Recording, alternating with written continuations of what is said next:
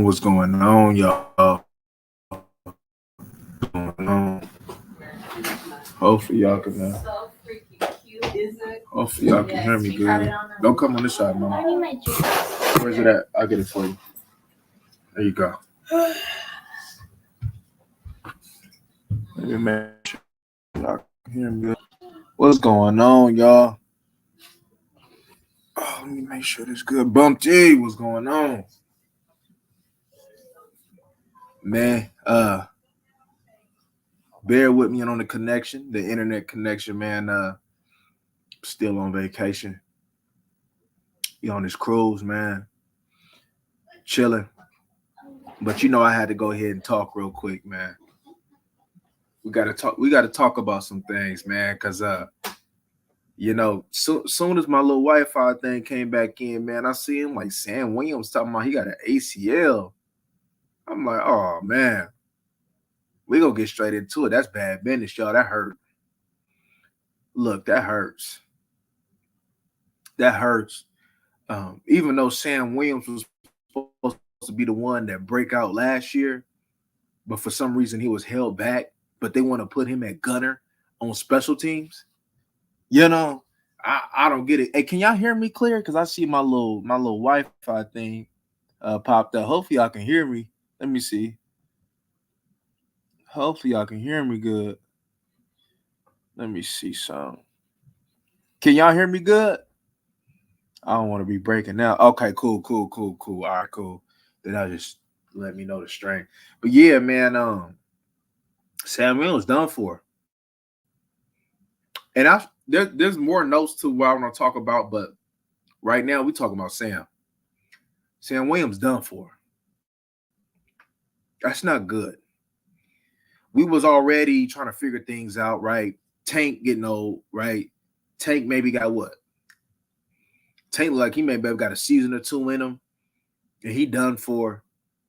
And especially what's asked to him, man, right?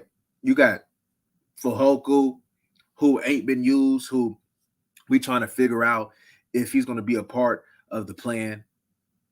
Sam Williams, we really like, in all reality, in the way that Zimmer runs his stuff, it would have been nice, and it kind of was to be expected, to me at least, to have Sam get a considerable amount of the reps at defensive end, if not start, right?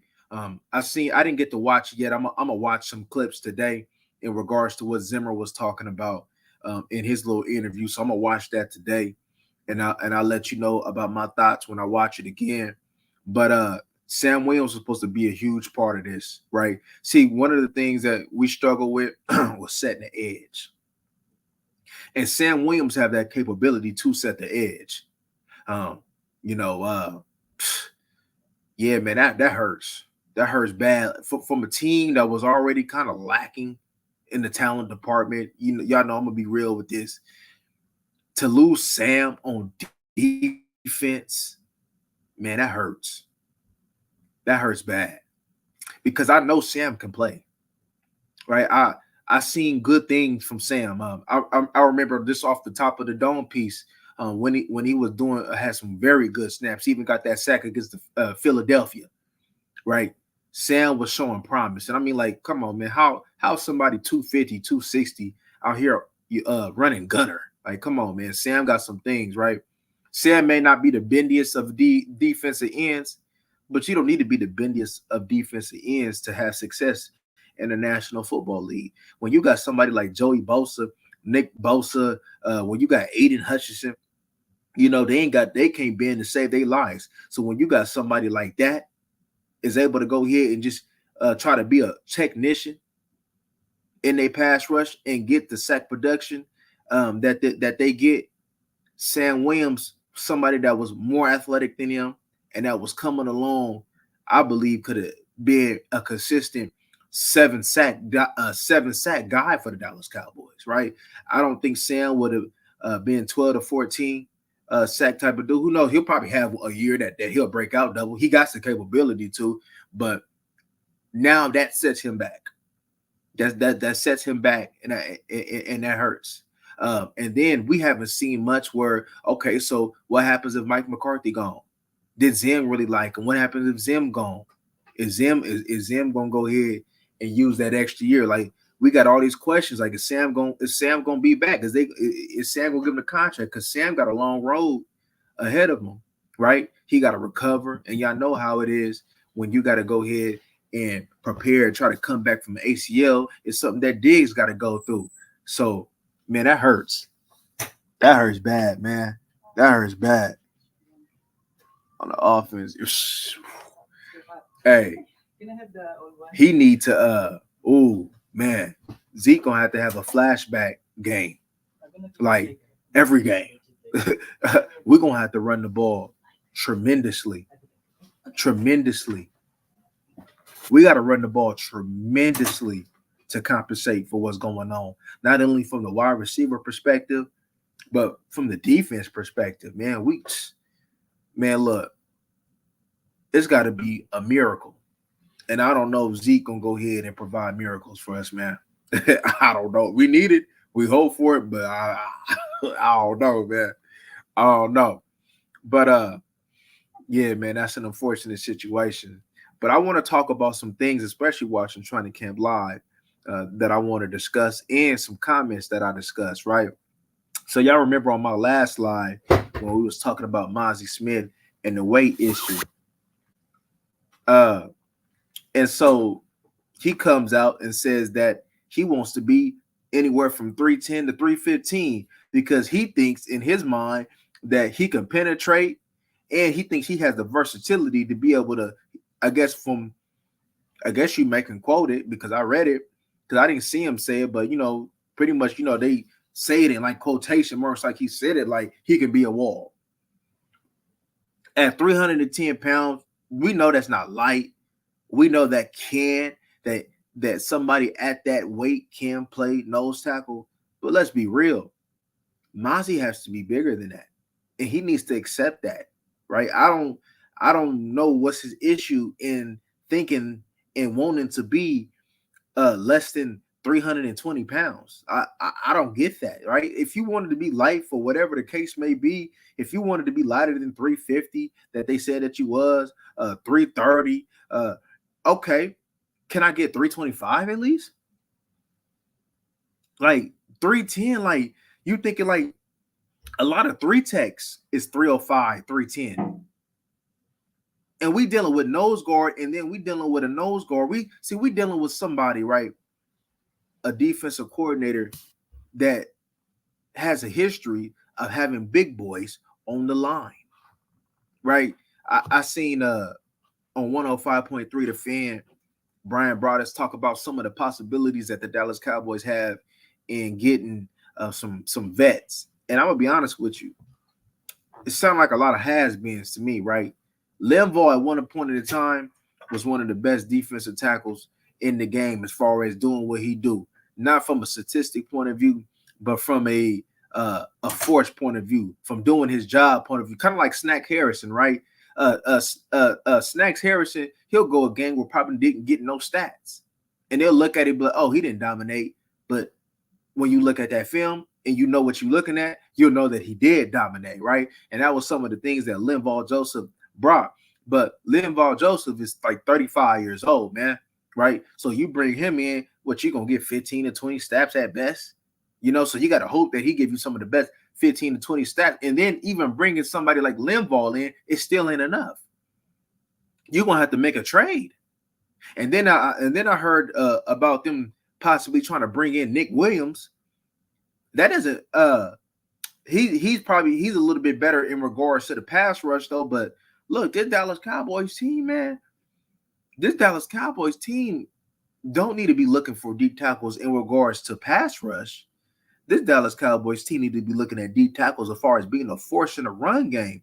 Because as y'all know, and I know, we've been sorry in this for the last, 4-5 years at minimum. All of Dan Quinn's tenure, we were sorry.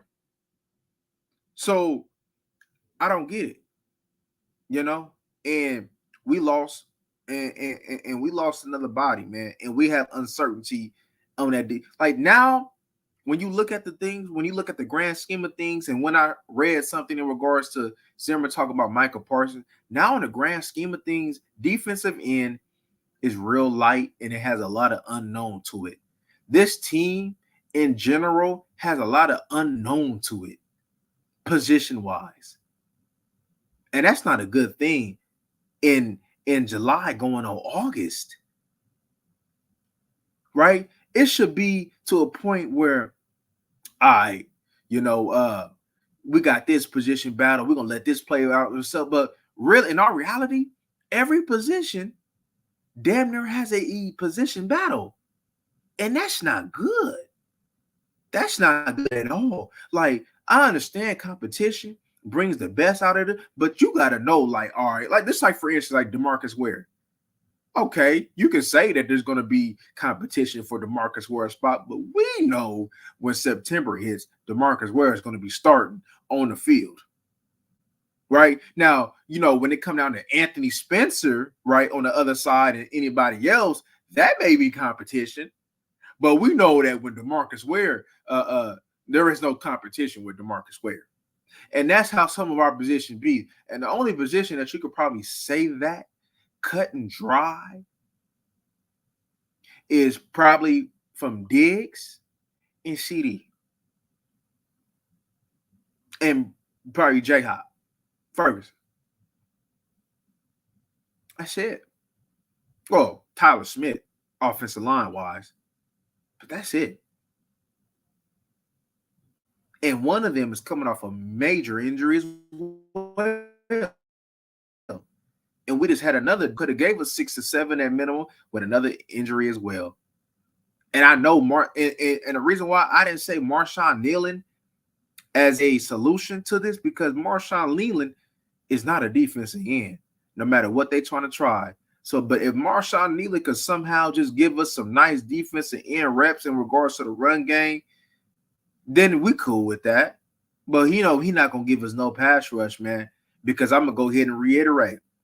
This is the same dude that couldn't get the edge on an inferior team, right? Not a D1 team. This is the same dude.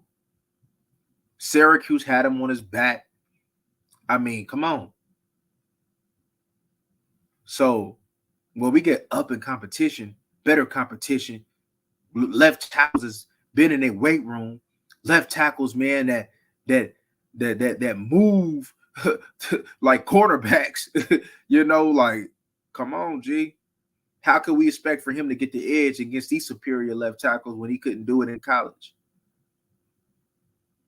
So we asking a lot from Marshawn Kneeland. We asking a lot from Fehoko, even though I know he can play, but does he fit to what Zimmer wants to do in today's time?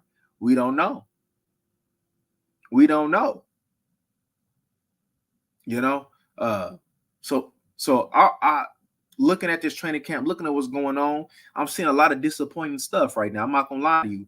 Now, I will give a green light. I didn't get to see it yet, so I don't know. But they said that old boy Tyler Guyton has had some good reps against Michael Parsons. That's a good thing to hear, because I'm gonna tell you why. Even though the pads wasn't there, right? I'm gonna tell you why, because that tells me that them feet is moving.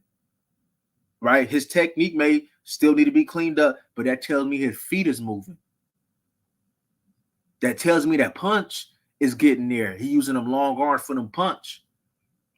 That tells me that he has enough strength to keep him at bay, right? And I looked at the offensive line, right, from one of the starters that they said put out. It was Guyton, Smith, Hoffman, and Martin and Steele, right? And that probably in regards to, one of my concerns was the two rookies. I didn't like having two rookies in an offensive line when you don't really have playmakers on the outside. CD holding out, right? When's CD gonna be back? And regardless, and we know CD most likely gonna be ready during preseason as far as like contract signed or even by week 1. We know he's not going to miss games. But my thing is he not going to miss games? Is he going to be ready though, physically though?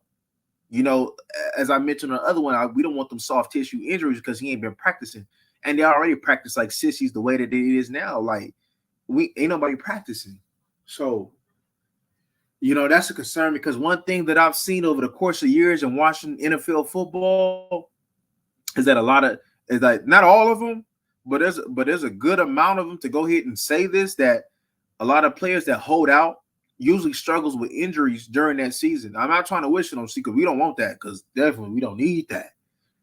But they be struggling with injuries coming back because they ain't been in the fold like Le'Veon Bell. Like, you know, he ain't been in the fold, right? So that's a concern. But the offensive line, I mean, that's the most experience that you got with Hoffman at center. Like, we going cheap there. That's just what it is, right? You gave Steele a bag. You gave Zach Martin that extra money, and they know that they're gonna have to pay Tyler Smith, right? That's one name that people don't talk about. That he gonna get the bag. You better pay him. You better pay him. If it was you don't find Tyler Smith often, man. He is a guard.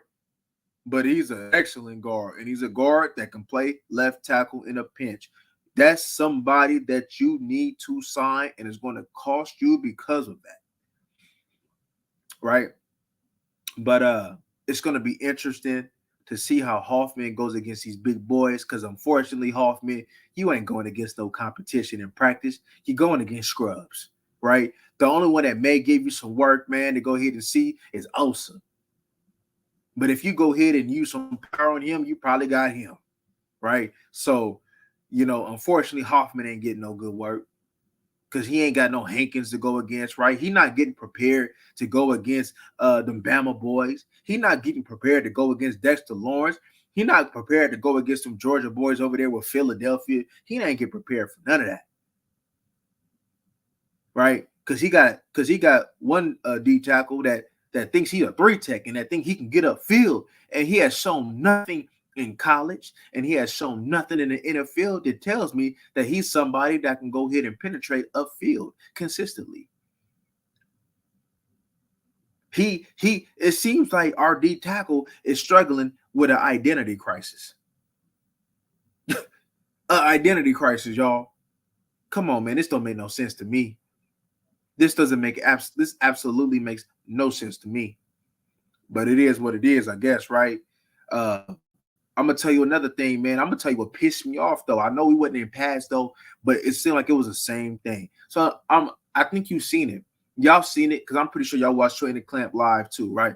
Because a lot of the times, man, since I'm not out there, I gotta rely on clips. I gotta rely on Training Camp live. You know what I mean? So I gotta kind of see things in the fold. Man, let me tell you something. I've seen Michael Parsons, man, at linebacker, and he was doing the same thing. Like when it was time for him to go ahead and like do his feels at linebacker, right? It seemed to me like he didn't want no smoke, allowing the lineman to get in him. It's going to be the same thing, bro. It's going to be the same thing. Now, I did like how Zimmer said that when he looked at the film, he seen that, you know, like he kind of want to do some more things with him, right? That's going to get the most out of Michael Parsons in regards to see that 20. See, getting the most out of him doesn't mean you get 20 sacks, my boy. Getting the most of them means that, hey, look, on these couple downs, right, you're going to go ahead and play some linebacker, but on these passing downs, you're going to rush. And that's fine. We've been saying that. We've been saying that for years. Past couple years, we've been saying that, right? So, and it seemed like, you know, I think Zimmer gonna probably get a little bit more creative in using them in certain spots, which is fine because Micah doesn't have a position. He's a utility player, and I'm trying to figure out how is we paying a utility player probably 200 something mil. I don't pay utility players 200 something mil unless you're a utility player that's just so great, so excellent, but you're not. So you're just going to be taking up cap space. That was concerned. I seen that Marshawn Nillen was getting some reps and rushing inside, which is going to be the best thing for him to do. So it looked like Zim is on the same page with me in that regard. Like if you're gonna have him at defensive end, then have him at defensive end first, second down, and when it's time for a NASCAR package, when it's time to rush him inside. That's the best way that he gonna go ahead and get the most production rushing anyway, because he's gonna do absolutely nothing rushing on the outside. But he can have some success rushing on the inside. He's strong enough, and he'd be able to use some of his quickness. Will be better suited against the interior in the interior players. So it's good that Zim is seeing some of the things that we pointed out early on in the year, and he's kind of showing that early on, like, okay, this is kind of like how I see it too. We're trying it out. We're seeing how we're going. We're gonna see how I look. And of course, we're gonna go ahead and see something about it when the pass come on, and maybe give you a dose of it in a preseason, even though we got 3 games left. And I also wanted to make a statement, man. What's going on, man? Hey, I also wanted to make this statement. I wanted to make this statement, man, and it's about Trey Lance. Because they talking about, I think a talk was about this interception that he threw to the rookie, right? Let me tell you something. One, Trey Lance has always needed reps. 2, from what I've seen, from what I know of Trey Lance, it don't matter about what he doing in practice. It matters about what he do as a game. Like you know, it's like Allen Iverson said, it's practice, man. We talking about practice, not a game. And Trey Lance, to me, is a gamer, right? It may look ugly in practice. I mean, to be honest with you, if I'm not mistaken, wasn't Jamil Showers around the time when Dak Prescott was, and what Jamil kind of like at one point in time ahead of him, if I'm not mistaken. But when Dak got in the game, he showed promise. So why is that same grace not given to Trey Lance? Why can't Trey Lance be able to show promise in a preseason? And then on top of that, you ain't even gonna get Trey Lance a multitude of weapons to throw to. You giving him scrubs to throw to. The best wide receiver he probably gonna be able to throw to in camp is Brandon Cooks. And people trying to hold that against Trey Lance. Come on, man. We got to look at what it is. Can he get a tight end? Can he get a number 1 wide receiver? Because you trying to tell me that Trey Lance couldn't feed CD the ball? And then I'm looking at something that was looking so beautiful. And it was that read option that it looked like he had a beautiful burst too. Something that Dak couldn't even get as many yards as, because Dak more of a power runner. But Trey Lance had that burst, man. That need to be used, man. Give him all the reps in preseason. To be honest with you, and how this team is made up, there's no reason for Cooper Rush to be on this roster, right? Because Cooper Rush, when the cards is all dealt with and he's able to go here, you know, and have something, then Cooper Rush, right? See, Cooper Rush need weapons around him too. And if Cooper Rush got to be a playmaker, Cooper Rush is not a playmaker. So what's the point of having somebody that just going to run your offense and not really make no plays, but run your offense, command your offense, and move the change? How you going to move the change with Tober and rookies consistently? That doesn't make any sense. You're relying on injured players to come back and produce too. That doesn't make any sense. So what was the point to me of even bringing Cooper Rush back when if you're gonna have the current makeup of team of the squad that you have, you need somebody that can make some plays. You need somebody that can buy some time. You need somebody that can go ahead and get you about 10 carries a game. Run that read option. Make some plays. Extend it. What you gonna see? Hey, look, I'm gonna be honest with you. You about to see some exposing going on. And it's by your so-called MVP quarterback. You're gonna see him get exposed this year. Oh, I'm telling y'all that right now. Like I told y'all, if he ends up balling and takes his D, man, I'll get up on this month and apologize. I would. I sure would. but he's not. And he's going to get exposed even more about how is he a so-called MVP candidate that can't make no plays. And he can't do more with less. I mean, the cap is always going to go ahead and have a interference, right? You're going to lose somebody that you didn't want to lose because of the money. So when you got less, like Patrick Mahomes did, and throwing the Valdez-Scantling, when you got less, can you do more even with less? And all we hear is excuses. He don't do more. He don't even do more with more. So what makes you think he gonna do more with less? Let that sit in on y'all. Let that sit in for y'all, man. But yeah, man. I mean, it's good, right? Like the interceptions that the quarterbacks is throwing. I'm not tripping off of that. I guess practice, they getting their rhythm, they get in the field, they in the weapons. And I mean, I'm not concerned about it. It's like last year. Like, I wasn't concerned about Dak's interceptions. I wasn't tripping off that. I don't even think I even brought it up, to be honest with you, last year. I don't think I even brought it up. So I don't care about practice. I don't. And I don't care about Trey Lance's interception nor Dak's. I care about the game. That's what I care about, right? Trey Lance, man, is not about to have a fair shot with his roster, bro. So if something happens where for some reason Trey so-called doesn't perform, bro, look what you gave him. They're talking about his ability to read the field. Look what you gave him, man. You give him nothing. You give him nothing. I'm not worried about Foe because Foe has something, did nothing. And he's going to have nothing and still do nothing. So this is where we at. This is where we at, y'all. This is where we at. Right? I'm not too sure because I've been trying to catch up, man. Since I've been on this vacation, man, I've been trying to catch up a little bit. But I don't know if we practicing with other people. I would like for that. If there's somebody flying in to Oxnard to get some work, right? One of these, like the Raiders or the Rams or something, that'll be something beautiful to see.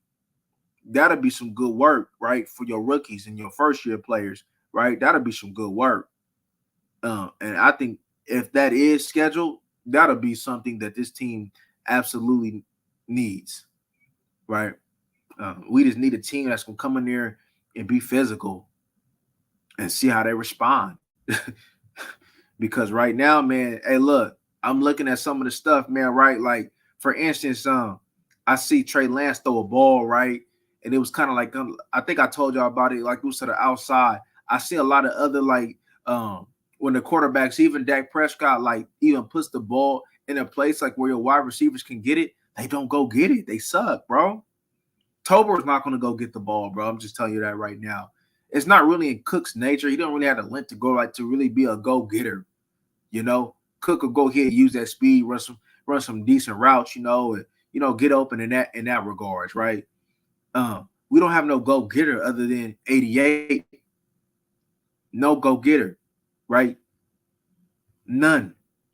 Now, to me, I like Brooks. I think Brooks should be in the mix, right? I think Brooks is better than Tober, to be honest with you. I think Brooks better than Tober. Ever since he got in, ever since he getting reps, man, he been making the most of them. Shit, he probably had a better rookie year, even with less opportunities than Tober did his rookie year. So Tober is just no more than a number 3 wide receiver. So it's really not fair to really be asking him and to be relying on him to do work for us. That's not fair, man. Because your offensive coordinator should know, like, hey, look, man, like, he may be somebody that can produce, but he's not one that could be able to produce with another starter on the other side, right? That's not him. That's not him. You want him to go ahead and try to be a mismatch to somebody's third or fourth corner, right? And I don't think we're going to get that. Because CD gonna be in a slot, so he gonna be on the outside. Cook gonna be on the outside. Cook's probably do a little slot. Tolbert might do a little slot, right? I think that's a recipe for failure. For failure. But that's just some of the things that I seen, right? I seen a Kendricks pick, right? Yeah, it's gonna be what it's gonna be. He looked hella slow taking it back. I ain't gonna lie to you. Like I look at certain things like this to see, like, okay, yeah, okay, I know we not in pass, but I want to see how this is gonna progress. I want to see what you do when it's time to hit, right? I want to see like how you looking. And like, man, one thing this team can't be with the current makeup is be a step slow. That's one thing this team can't be. And at this point in time, it's looking like this team is 2 steps slow, man. Right? Um, it's man. But I guess you could say, man, the encouraging, the I guess I could tell you 2 things or 3 things to me that can be encouraging. Trey Lance getting more reps, Zimmer understanding that certain putting certain players that need to be have some structure and put them in certain predicaments to succeed, to be the best that they can do. So I think Zimmer's going to be forced to do some things that he probably don't want to do, but because of the numbers, because of the talent, he might got to mix and match and make $1 out of 15 cents. And of course, man, looking at Tyler Guyton, man, of course that's something that can go ahead and be a good thing for the squad and something to build upon, right? Now, Tyler Guyton is going to go through his ups and downs in regards to his rookie season. But, hey, look, from what you got so far, you got to roll with Tyler Guyton, man, and may the best man win at center. May the best man win at center. See, if he was going to come in, y'all, right, see, and this is why I'm telling y'all, right, that Jerry Jones, right, he used to be somebody that bringing the talent, but he sucks at team building. He sucks at understanding the mentality of what it takes. And it's supposed to be somebody that played ball. That's the cold thing about it is he sucks at building a team, right? See, he'll go ahead and get some physical talent, but he sucks at the understanding the mentality of what needs to be had in regards to his football team. He sucks at team building because if anybody with some common sense will look at this team, look at the current construct of this team, I'm gonna look and I'm gonna see, all right, we don't have this type of weapons. So what do I need to do? I need to continue to build my offensive line, which they try to address, right? And I need to get some hella fire running backs up in this piece, man. I need to get a running back that's cold. And you had that opportunity. You even had that opportunity in a draft, right? I believe what was it, Marshawn Lloyd, that he had an opportunity to get. He had that. He didn't want to take it. So you getting the has been and a never was and a hopeful to count on as your running backs. Has been, a never was, and hopefuls.